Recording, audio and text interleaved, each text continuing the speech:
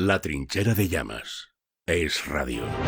Muy buenos días y bienvenidos a La Trinchera en la mañana de este domingo 23 de junio de 2024. Son las 8:19, las 7:19 en Canarias. Y antes de comenzar a repasar las principales noticias, os recordamos que nos gusta escuchar vuestras opiniones. Vuestras opiniones son fundamentales, la esencia de este programa. Hoy preguntamos, a raíz de la crisis migratoria en Canarias, si creéis que hay un problema con la inmigración ilegal en nuestro país.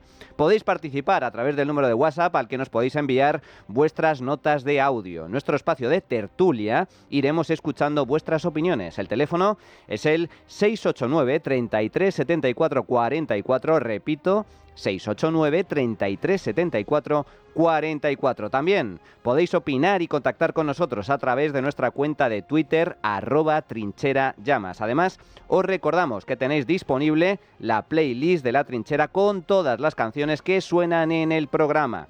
La podéis encontrar en Spotify, en la web de Radio y a través de redes sociales, donde dejaremos un enlace. Ahora sí, vamos a repasar la actualidad con Javier García. ¿Qué tal, Javier? Muy buenos días, ¿cómo estás? ¿Qué tal? Buenos días, Manuel. El Tribunal Superior de Justicia de Madrid había citado a declarar mañana lunes como imputados a la fiscal jefe provincial de Madrid, Pilar Rodríguez, y al fiscal de Delitos Económicos, Julián Salto, por la filtración de datos confidenciales del novio de la presidenta de la Comunidad, Isabel Díaz Ayuso. Finalmente, estas comparecencias han sido pospuestas por motivos de salud del juez. Lo más probable es que se reprogramen esta misma semana. Cabe recordar que Julián Salto tuvo que abandonar un partido de Champions, el Atlético de Madrid contra el Inter de Milán, cuando recibió la orden de remitir a sus superiores los mails intercambiados con el abogado del novio de Ayuso. Esa orden de recabar los correos y también la posterior de difundir su contenido partió del fiscal general del Estado, Álvaro García Ortiz. Y por su parte, Pilar Rodríguez fue la persona que remitió a la cuenta de correo personal de Gmail de García Ortiz los mails que intercambió la defensa de Alberto González Amador con la sección de delitos económicos de la Fiscalía Provincial de Madrid. ¿Qué dicen desde el Gobierno de todo esto? Desde el Gobierno, el ministro de Justicia, Félix Bolaños, defiende la actuación de la Fiscalía al difundir una nota de prensa aclaratoria sobre el supuesto fraude fiscal de González Amador. Bolaños asegura que los fiscales quieren que se conozca la verdad frente al bulo que se propagó desde el entorno de la presidencia de la Comunidad de Madrid. Eso sí, lo que no dice Bolaños, Manuel, es que para desmentir la información, la Fiscalía lo que hace es cometer un delito, el delito de revelación de secretos. En estas informaciones se está poniendo de manifiesto que lo que han intentado los fiscales, y el fiscal general del Estado en particular, es que se conozca la verdad frente a un bulo que se propagó, en concreto, desde el entorno de la presidencia de la Comunidad de Madrid para defender a un ciudadano muy particular. Bueno, pues ese bulo, esa mentira que intentaron propagar, lo que hizo la Fiscalía y todos los fiscales, no solo el fiscal general, sino todos los fiscales que estaban allí presentes, lo que quieren es contar la verdad y aclarar la verdad. Fíjese de lo que estamos hablando. La Fiscalía quiere que los españoles conozcan la verdad y por eso pues se ve involucrado en un procedimiento judicial. Y atención, porque todo ello cuando el diario El Mundo además ha accedido a los mensajes que envió el fiscal general Álvaro García Ortiz para ordenar que se difundieran los datos reservados de Alberto González Amador. Ignacio Bravo, buenos días. Buenos días. Estos mensajes constatan la presión que ejerció el fiscal general del Estado sobre Almudena Lastra, que ya mostró su desacuerdo al acatar la orden de García Ortiz de difundir la nota de prensa con los datos de la pareja de Isabel Díaz Ayuso, una actuación que podría convertir a García Ortiz en el primer fiscal general del Estado imputado de la historia de España. Los WhatsApps intervenidos corresponden a la mañana del 14 de marzo, en ellos de instrucción directa de difundir la nota de prensa que ahora le tiene a un paso de estar imputado.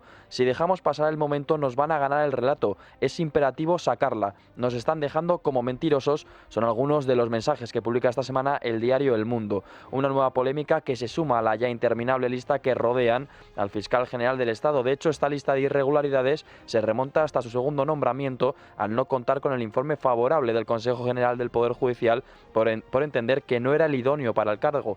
Su segundo pecado al frente de la Fiscalía ocurrió tras el nombramiento de Dolores Delgado como fiscal de sala de menores, a pesar de la advertencia y posterior anulación del nombramiento por parte del Tribunal Supremo. El Partido Popular ha sido el encargado de engordar esta lista, alegando que ha dictado instrucciones a los fiscales en distintos casos, siguiendo la línea de oportunidad y conveniencia del Gobierno. 1. No ha cumplido con las comparecencias preceptivas en el Congreso para explicar la memoria anual de la Fiscalía. 2. Se ha negado a atender al requerimiento del Senado en 2 ocasiones para informar sobre una norma en tramitación, la de amnistía. 3. no ampara a los fiscales ante los duros e injustificables ataques políticos. 4. Y cierra la investigación contra Otegi sin esperar el informe clave de la policía. 5. Esta es la lista de pecados capitales que ha cometido Álvaro García Ortiz durante sus 2 años de mandato y que en cualquier otro país hubiera bastado para que tuviera que dimitir. Bueno, pues este es el relato oficial que ha construido ahora el gobierno para defender a la figura indeseable, infecta, del fiscal general del Estado, Álvaro García Ortiz. No, es que había que desmentir un bulo. ¿Pero qué bulo? ¿De qué bulo me está usted hablando? No, es que era para descubrir la verdad. ¿Pero qué verdad? ¿Qué verdad? Aquí la única verdad, admitida por el propio fiscal general del Estado, es que se desvelaron informaciones confidenciales amparadas por la ley, amparadas por el Estado de Derecho. ¿Qué es esto? ¿Qué es esto? Esto es una clarísima ilegalidad. Esto es lo que se está investigando por parte de la justicia. El fiscal general del Estado va a ser imputado por haber cometido un presunto delito de revelación de secretos. Aquí, de momento, todavía, gracias a Dios, sigue imperando el Estado de Derecho, el respeto a los procedimientos y el respeto a la ley. Y un fiscal general, ningún fiscal, puede saltarse la ley. Ni siquiera, y aún menos, el fiscal general del Estado. El relato que ha construido el gobierno para justificar lo injustificable es una vergüenza, es un insulto, es un atropello. Y lo único que tiene que hacer García Ortiz cuando sea imputado, en el mismo momento en el que sea imputado, es dimitir. García Ortiz no puede aguantar ni un minuto más al frente de la Fiscalía General del Estado. Un fiscal general del Estado imputado por la justicia, investigado por la justicia. Eso es intolerable en cualquier país democrático y normal. García Ortiz va a ser imputado, va a ser investigado por la comisión de un presunto delito. Se tiene que ir ya. Ya. Y el Tribunal Constitucional, presidido por otro de los socios de Pedro Sánchez, ha anunciado el visto bueno al recurso de amparo presentado por la exministra condenada por el caso de los ERE, Magdalena Álvarez. De esta forma, y gracias a los votos de los magistrados izquierdistas, la sentencia volverá a la Audiencia de Sevilla para que dicte un nuevo fallo. Esta sentencia del año 2019 condenaba a 9 años de inhabilitación a la política malagueña por su papel de consejera de Hacienda de la Junta de Andalucía por la elaboración de los presupuestos que incluían la partida de la que salían las ayudas sociolaborales repartidas luego de forma ilegal. En total, 680 millones de euros fueron defraudados con esta fórmula ideada por la cúpula de la Consejería de Empleo entre los años 2000 y 2008. Una sentencia ratificada en el Tribunal Supremo y aceptada además por más de 20 jueces distintos. A pesar de ello, al socio de Sánchez, Conde Pumpido, no le ha temblado la mano a la hora de corregir de nuevo una actuación del Tribunal Supremo que, recordemos, es el máximo intérprete de la ley. Lo curioso de todo esto es de esta reinterpretación de Cándido Conde Pumpido del delito de prevaricación, es que llega tan solo 14 días después de que Pedro Sánchez defendiera casualmente a la política malagueña en un mitin de campaña electoral en Benalmádena. Este mitin, cabe recordar, es en el que también acudió la mujer de Pedro Sánchez, Begoña Gómez, que ya estaba imputada. No somos ingenuos. Tampoco hemos sido, ni soy yo, el primer presidente socialista que ha sufrido y ha sido objeto de ese ataque. Aquí tenemos también, ahí está Magdalena, exministra malagueña, el vil ataque de la derecha y la ultraderecha durante muchos años.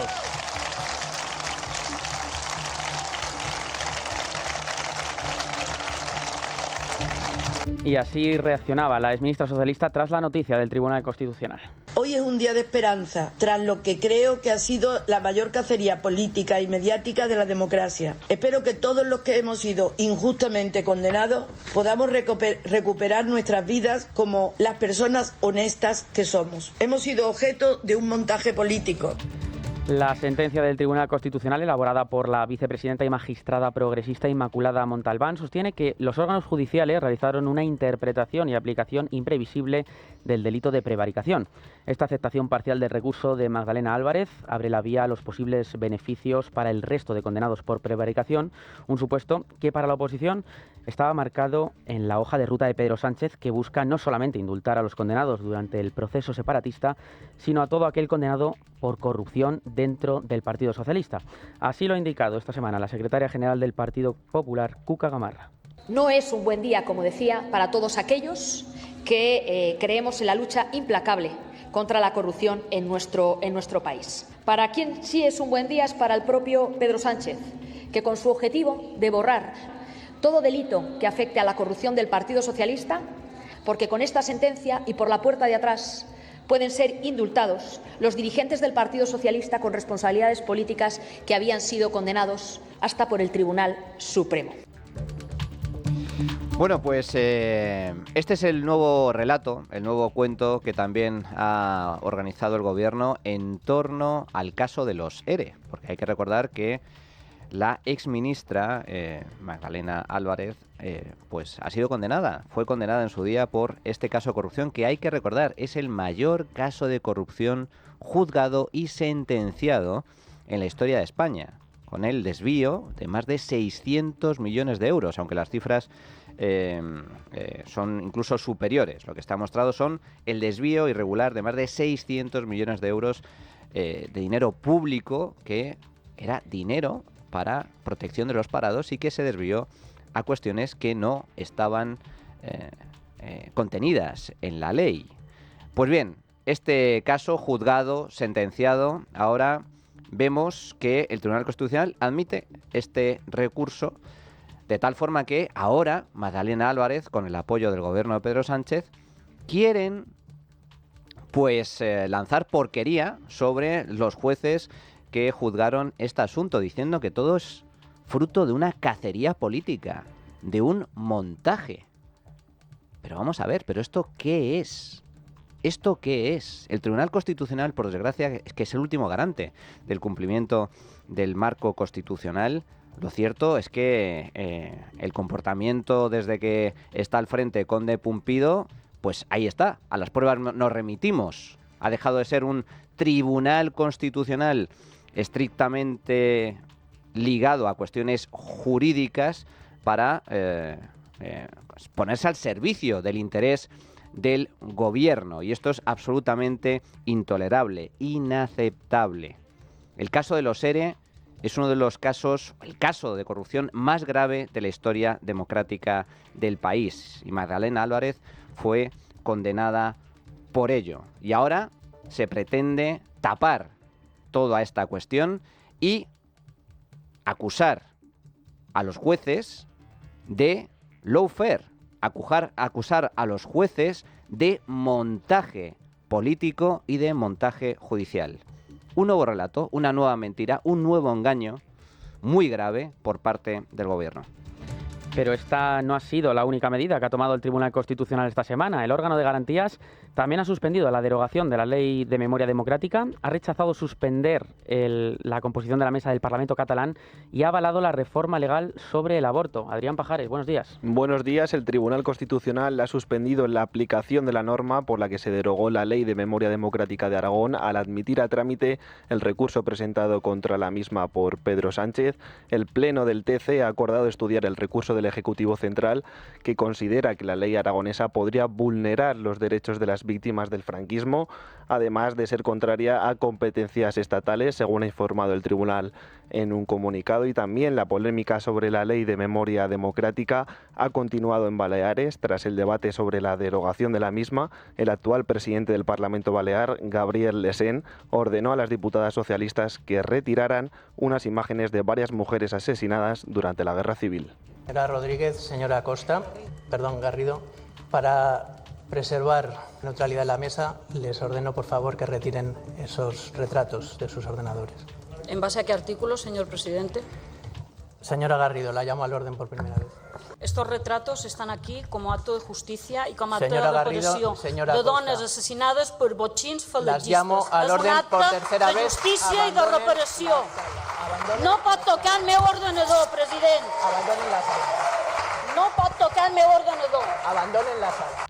El Gobierno ha denunciado ante la Fiscalía un posible delito de odio del presidente del Parlamento, así lo anunciaba Ángel Víctor Torres, ministro de Política Territorial y Memoria Democrática. Tras los acontecimientos ocurridos hace 48 horas en el Parlamento Balear y una vez que los servicios jurídicos de Memoria Democrática y de Política Territorial han estudiado lo que pasó, que va a trasladar al Ministerio Fiscal los acontecimientos por si los mismos pudieran ser constitutivos de un delito penal de odio o de cualquier otra tipificación del orden penal. Mientras, desde Vox defienden el comportamiento de Lesen y señalan que su intención no era romper las imágenes. Pepa Millán, portavoz de Vox. Lo que hizo el presidente del Parlamento Balear fue velar por la neutralidad de las instituciones, y a nosotros lo que nos sorprende es que se critique que un presidente cumpla con su trabajo y cumpla con su función, que es garantizar la neutralidad de las instituciones. Y siguen las polémicas con el Tribunal Constitucional, ya que ha rechazado suspender de forma urgente la composición de la mesa del Parlamento catalán tras los votos de Puigdemont y Lluís Puig. Además, el Tribunal Constitucional también ha avalado este martes la reforma de la ley del aborto impulsada por la exministra Irene Montero, que permite a las menores de 16 y 17 años abortar sin permiso de los padres. Imanol Pradales ha sido proclamado lehendakari con los 39 votos a favor del PNV y el Partido Socialista, mayoría absoluta, en el pleno de investidura celebrado este jueves en el Parlamento Vasco. Sucede así en el cargo a Íñigo Urkullu, al que relevó como candidato al lehendakari en las pasadas elecciones autonómicas y que ha permanecido 12 años al frente del gobierno vasco. El nuevo lehendakari se ha mostrado convencido de que logrará acuerdos amplios para mejorar el sistema de salud y el modelo de cuidados, así como para impulsar la solidaridad intergeneracional. También ha dicho la normalización del euskera, el autogobierno, la ciencia e innovación, la transición ecológica, la transición también económica y la regeneración democrática. En este sentido, se ha comprometido Pradales a trabajar sin descanso para propiciar acuerdos y pactos. Es la hora de ser valientes, es la hora de dar el paso. Ha llegado el momento de consensuar un gran pacto político por el futuro de Euskadi que supere la dimensión, ambición y alcance del logrado en 1989. Me comprometo a trabajar sin descanso para propiciar acuerdos y pactos para mejorar el bienestar y las oportunidades de todas las personas, acuerdos y pactos para responder a un nuevo paradigma. Nuestra responsabilidad es la de trabajar para mejorar la vida de las personas y me voy a empeñar en ello.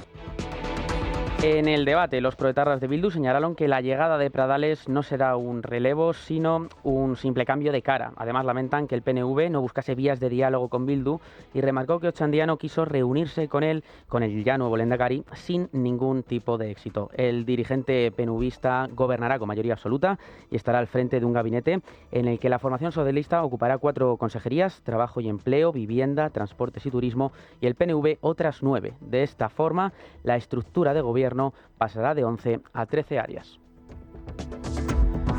Y de vuelta a la política nacional, los reproches entre gobierno y oposición volvieron a protagonizar la sesión de control de esta semana en el Congreso de los Diputados. Pedro Sánchez aprovechó el pasado miércoles para desvincular la propuesta de financiación singular para Cataluña de la investidura de Salvador Illa. En respuesta al enfado de Junts, el presidente del Gobierno defendió que se trata de un compromiso previo que verbalizó desde la tribuna de la Cámara Baja en su sesión de investidura a mediados del mes de noviembre. También estuvo como telón de fondo en esta sesión de control al Gobierno esta semana la renovación del Consejo General del Poder Judicial. Los de Feijóo estarían dispuestos a volver a intentar acordar la renovación si el Ejecutivo no quiere romperlo. La crónica parlamentaria es de Jesús Úbeda. Mucilaginosa sesión de control al Gobierno la de este miércoles. Feijóo desperdició algunos segundos criticando a Óscar Puente por insultar a Milei y al jefe de prensa de Alvise Pérez. Sánchez, felizmente confundido, reveló que su pregunta originaria era sobre los planes de regeneración y calidad democrática. Recurrió al cansino estribillo del CGPJ bloqueado y, regodeándose, trató al presidente del PP como si fuera el alfeñique de sus 2 alchivianos favoritos. Cada vez que hay una opción de que podamos entendernos el Gobierno y el principal partido de la oposición, aparecen sus jefes, el señor Aznar, el señor Abascal, la señora Ayuso, y le dicen, ni se le ocurra. Remontó Feijóo en su réplica, hurgando en la herida infectada. Su principal problema, dijo, no es con el CGPJ, su principal problema es con la justicia.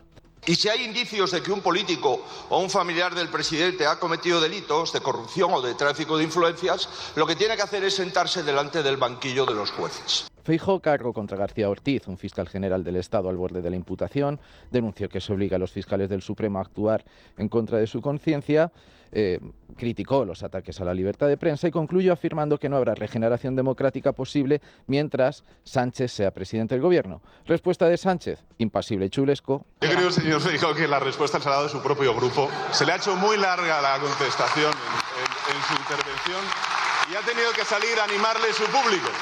Míriam Nogueras le bajó los humos exigiéndole una financiación privilegiada para Cataluña. El macho alfa del Ejecutivo comenzó, entonces, una lección magistral de propaganda. Tiene asumido Sánchez, narciso infinito, que la propaganda, como apuntó el filósofo Erich Hofer, no engaña a la gente, sino que simplemente les ayuda a engañarse a sí mismos. Si bien María Mercedes Saiz Prúa, la portavoz condenada de EH Bildu, quizá harta de que la tomara por imbécil, le recordó que la actividad legislativa ha sido escasa, muy escasa. Álvarez de Toledo le preguntó al ministro de Justicia, de Presidencia y de Relaciones con las Cortes si el gobierno mantendrá el bulo de que la amnistía favorece la convivencia y si él mismo llamará ultras a los magistrados del Tribunal Constitucional. Bolaños, erudito de paja. Su pregunta, como suele ser habitual, adolece de datos y adolece de memoria y adolece de base fáctica. Lo de base fáctica seguro que es Serrejones. A la portavoz adjunta del Grupo Popular se la dejó votando. Señor Bolaños, no sabe lo que quiere decir la palabra adolecer, que es sinónimo de carecer. Lea el diccionario. El boxero Coco Robato, protagonista de un culebrón con infidelidades, tangas rosas y aroma a Dior Poison, o como se diga, ocupó el escaño de su jefe, Santiago Abascal. Y cambiamos de asunto. Las novedades del caso Koldo, caso Partido Socialista, siguen apareciendo. Hoy hemos conocido, a través de una información que publica el diario El Mundo, que una empresa que pagó a la trama de Koldo compró un superchalet para Ábalos.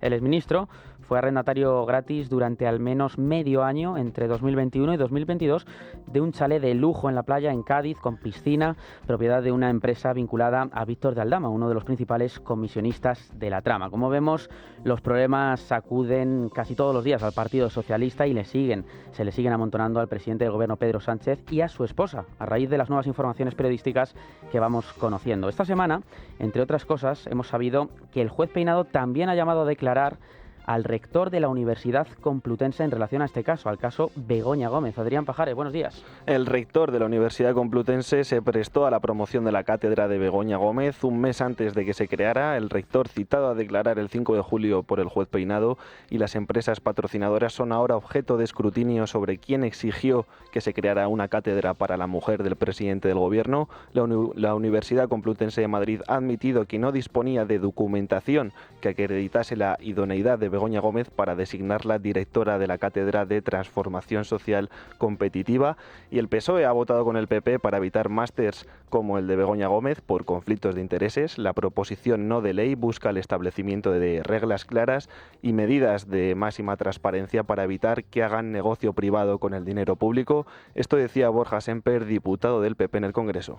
El recorrido judicial será exigente, como es natural, pero el presidente del gobierno sigue debiéndonos explicaciones. Hoy también hemos tenido una información pública. Es que cada día hay una información nueva y todo es absolutamente inapropiado. Nosotros seguimos pensando que la mujer del presidente del gobierno, la de este presidente del gobierno, la de los anteriores y de las mujeres o los maridos, si tenemos una mujer presidente del gobierno en el futuro, de los que vengan, tienen que mantener una posición escrupulosa. La mujer del presidente del gobierno no puede participar favoreciendo a una empresa privada en concursos públicos. No puede hacerlo. Es ética y estéticamente inaceptable. Tiene que mantener un absoluto comportamiento escrupuloso. Además, esta semana hemos conocido, tras la información del Confidencial, que Globalia organizó un vuelo a Georgia con Begoña Gómez en mitad de sus negociaciones con el gobierno para el rescate de Air Europa. La mujer del líder del PSOE iba a viajar con el consejero delegado de Globalia, Javier Hidalgo, el entonces ministro de Fomento también, José Luis Ábalos, su asesor, Koldo García, y el intermediario Víctor de Aldama. Sin embargo, este desplazamiento se canceló en el último instante por culpa de la pandemia. Los preparativos del viaje comenzaron en junio de 2020 y quedaron reflejados en más de una decena de correos electrónicos que diferentes altos cargos de Globalia se intercambiaron con Koldo y Aldama, y según las comunicaciones, el objetivo del viaje era explorar nuevas oportunidades de negocio en Georgia. Y la Unión Europea ha aprobado esta semana la polémica Ley de Restauración de la Naturaleza. Se trata de la primera normativa de la historia que obliga a los Estados miembros a restaurar la naturaleza y no solo a protegerla, tras una tortuosa tramitación con sorpresas hasta último instante para cerrar un expediente que casi tumba Hungría y que al final ha terminado salvando a Austria. En la víspera de la votación, Viena pasó al bando del sí y eso ha permitido finalmente que el Consejo de la Unión Europea alcance por la mínima la mayoría cualificada necesaria, que es un 66% de la población de la Unión Europea, justo por encima del 65% requerido. Desde el Gobierno de España defienden esta ley y aseguran que va a beneficiar a los agricultores. Teresa Rivera, vicepresidenta tercera y ministra para la Transición Ecológica y el Reto Demográfico. Acabamos de aprobar la Ley de Restauración de la Naturaleza. Creo que es una muy buena noticia para todos los europeos, pero para la biodiversidad en su conjunto también a nivel mundial. Es una buena noticia para los europeos por tres motivos. El primero de ellos, el más importante, porque es una ley que apuesta por el diálogo para poder conseguir una restauración de los ecosistemas, dando una oportunidad a que el conjunto de actividades económicas que dependen directamente del buen estado de conservación de la naturaleza puedan seguir desarrollándose, con un compromiso por parte de los gobiernos, de los estados, que necesita contar con todos los sectores y en particular, obviamente, por quienes se ven más afectados por la pérdida de la calidad del entorno, como son los agricultores. El texto europeo busca restaurar al menos el 20% de las zonas terrestres y marítimas de la Unión para 2030 y todos los ecosistemas degradados para el año 2050. Pese a las palabras de la vicepresidenta que acabamos de escuchar, los trabajadores del campo no piensan lo mismo. Se sienten traicionados y denuncian que la normativa actual pone en riesgo su sustento. Aquí en este programa, en La Trinchera de Llamas, hemos hablado con Luis Cortés, coordinador estatal de Unión de Uniones. Entendemos que esta ley es una ley política que nada tiene que ver con la realidad que ocurre en la naturaleza y mucho menos en el sector agrario. La Unión de Uniones no entra en otras medidas, pero con respecto al sector agrario entendemos que no se puede aprobar una medida que ponga, como por ejemplo dice el anexo 7, eliminar barreras laterales como diques y presas. Entendemos que los ríos y las presas son fundamentales para los regadíos que producen más del 80% de los alimentos que actualmente consumimos. Entendemos que es una barbaridad eliminarlo, que el agua discurra libremente desde la cabecera hasta los mares sin poder aprovecharla. Entendemos que también no tiene ningún sentido el punto 17 del anexo, en el que dice que hay que detener y reducir el uso de químicos como abonos químicos y de estiércol animal. Entendemos que el estiércol animal es un abonado natural que siempre se ha hecho, que llevamos miles de años de evolución, que nunca se ha demostrado que tenga contraindicaciones en el medio ambiente y por lo tanto entendemos que esta medida no está suficientemente estudiada o se ha estudiado de una manera muy irresponsable. Tampoco estamos en absoluto de acuerdo con el punto 22 de las medidas aprobadas, porque entendemos que no se debe propiciar ninguna medida que active lo que es el abandono de las explotaciones para la promoción de espacios naturales. Entendemos que las explotaciones agrarias que tenemos en este momento son fundamentales para garantizar la producción de alimentos y no entendemos una ley que no contempla en absoluto un principio fundamental como es alimentar a los seres humanos. Es una ley que habla mucho de medio ambiente, muchas veces malentendido y donde pone en riesgo la soberanía alimentaria de la Unión Europea.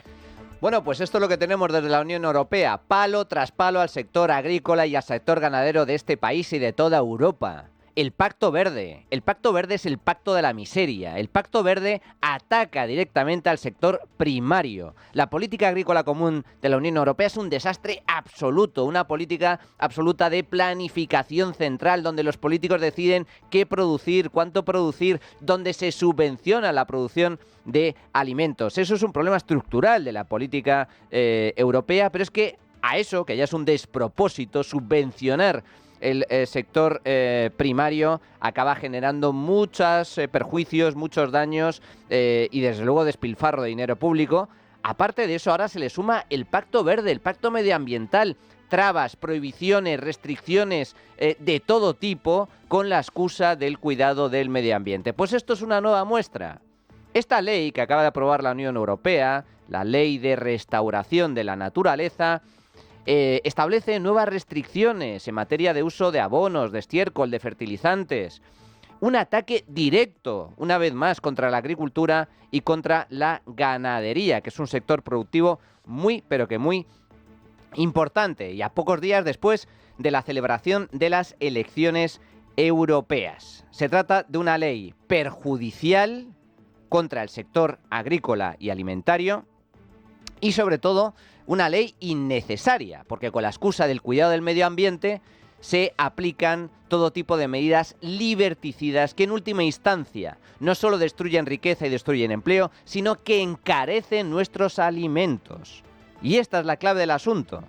Esta es la clave del asunto, pero insisto, absolutamente innecesario. Los datos demuestran que el mundo, y también Europa, y también España, cada vez es más verde, en lugar de frente al discurso oficial del apocalipsis climático, en donde básicamente los ecologistas nos dicen que el mundo se va a acabar mañana. Pues no, cada vez hay más masa forestal, tanto en España como en Europa.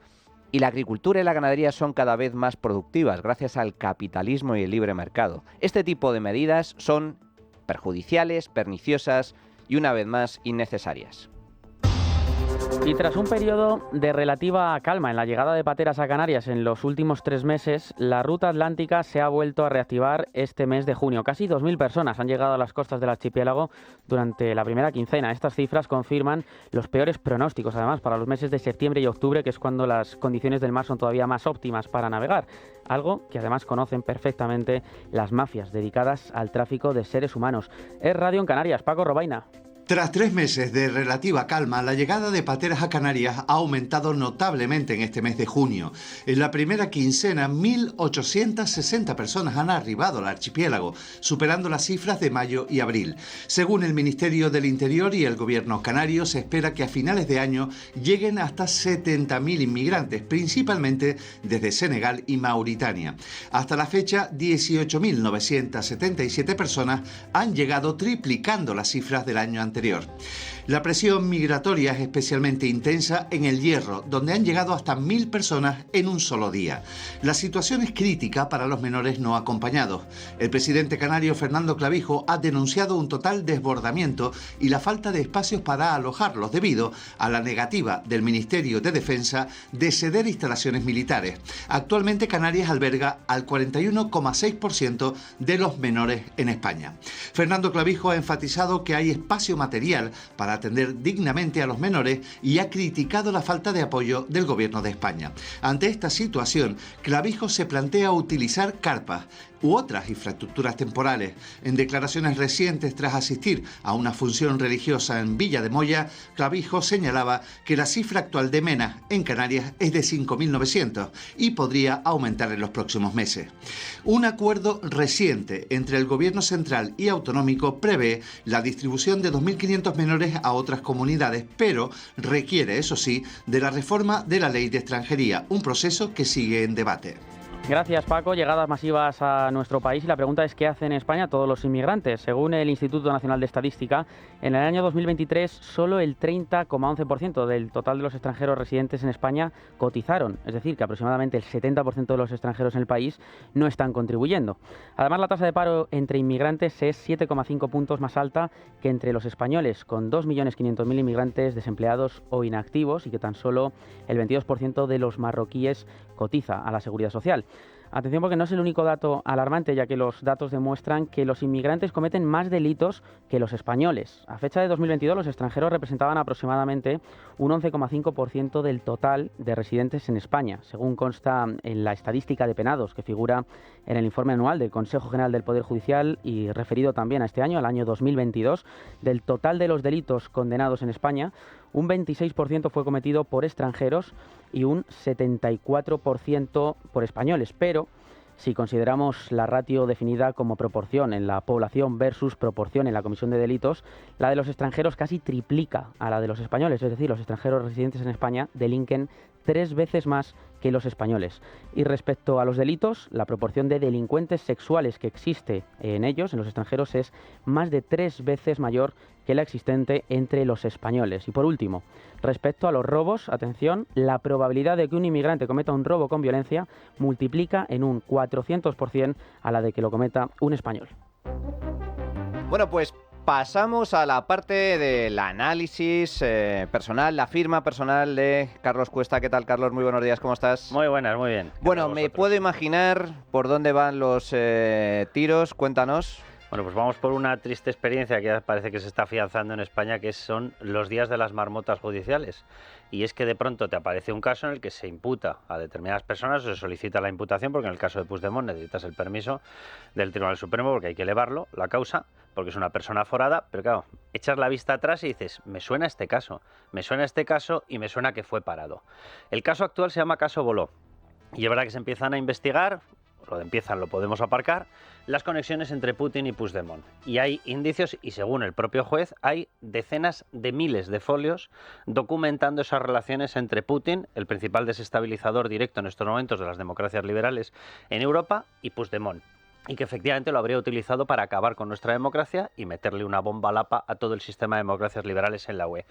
Pero cuando miras hacia atrás te haces la primera pregunta y dices, ¿el caso es nuevo o ya fue parado por un tal Pedro Sánchez y de quién depende la Fiscalía y de quién depende? Pues efectivamente, y me voy al año 19, es decir, hace 5 años, y me voy al año 21, cuando se decidió parar un caso absolutamente idéntico, se llamaba en aquella ocasión Volca, Lobo, y en aquella ocasión estaban exactamente los mismos, y se paró. Lógicamente, tendríamos todos que preguntarnos, porque esperaba ya la posibilidad de tener que acabar pactando por Puigdemont, pues tiene toda la pinta. Voy al caso Volca y atención a lo que salió allí. Directamente ya se apuntó a Josep Lluís Alay, es el tesorero, tiene toda la pinta de ser el testaferro de Carles Puigdemont. Fue señalado ya como persona de conexión directa con Rusia, con Moscú. ¿Hablamos de con Rusia con estribaciones, con empresarios? También. ¿Hablamos de Rusia-Moscú? También. Y ahora doy los datos. Bueno, el juez Aguirre en un determinado momento pidió investigar las cuentas de Alay y a partir de ese momento se abrió la caja de los truenos. La Fiscalía exigió que parara la investigación, exigió que no investigara esas cuentas. Y atención, porque exigieron incluso la cabeza del responsable de Policía Judicial. ¿Se la cobraron? Se la cobraron. Se trataba del primer gran caso que se investigó con presencia de, atención, agentes, mandos directos de espionaje, hasta 5 mandos en Cataluña. Algunos de ellos se habían colado y pasearon por Barcelona con granadas. Debe ser una práctica habitual en Rusia. Aquí cuando llevas una granada normalmente es una fruta. Bien, todo ello relacionado, lógicamente, con lo que llaman ellos el proceso independentista, lo que nosotros llamamos mucho más acertadamente el golpe separatista del 1 de octubre. La Fiscalía se opuso de inmediato en cuanto apareció el nombre de Alay, persona de referencia y de contacto directo de Carles Puigdemont, y solicitó el juez, que era el juez Aguirre también, solicitó la investigación de las cuentas, automáticamente pisó el acelerador de bombardear el proceso, pararlo todo, porque no se podía analizar. ¿Por qué? Pues porque era obvio lo que se iba a encontrar. Y la gran pregunta es si era el tesorero, la persona de referencia, de contacto directo de Carles Puigdemont, lo que iban a encontrar era exclusivamente de Josep Lluís Alay, o evidentemente implicaba también a Carles Puigdemont. Se habló de más de 3 millones de euros en dinero en una caja, 3,4 millones, en dinero de bolsillo, por decirlo de alguna manera. El resto iba en movimientos de criptomonedas. De todo ello hubo indicios, evidencias, cada uno que le llame como quiera. En mayo de 2021, el gobierno destituyó a petición del separatismo. No solamente ya había conseguido parar el proceso, ya había conseguido pararle la causa judicial, sino que consiguió destituir al teniente coronel Baena. ¿Por qué? Porque había investigado esto y había investigado todas las conexiones posteriores, no solamente con la llegada de dinero, sino la distribución del dinero. Yo quiero simplemente recordar una cosa. Hay una persona, Tatiana Zdaneka, que está identificada en el Parlamento Europeo como espía ruso. Se llegó a colar. De hecho está ahí dentro, es una persona, la tienen identificada los servicios de inteligencia de distintos países y los propios servicios de inteligencia de la OTAN. ¿Tatiana Zdaneka tenía relación con Puigdemont y con el entorno de Junts? Algo. Rusia tiene más de un agente, lo digo para Félix Bolaños y compañía, tiene más de un espía. Las relaciones suyas prioritarias eran con Esquerra, por quien hacía y pedía, de hecho estuvo en manifestaciones pidiendo el apoyo, era por un tal Oriol Junqueras, y algunas de las fotografías que se sacó eran, por ejemplo, con Bénega. ¿Por qué? Porque cualquier partido, cualquier atisbo, cualquier fuerza, cualquier movimiento que les sirva para desestabilizar, ellos evidentemente lo utilizan.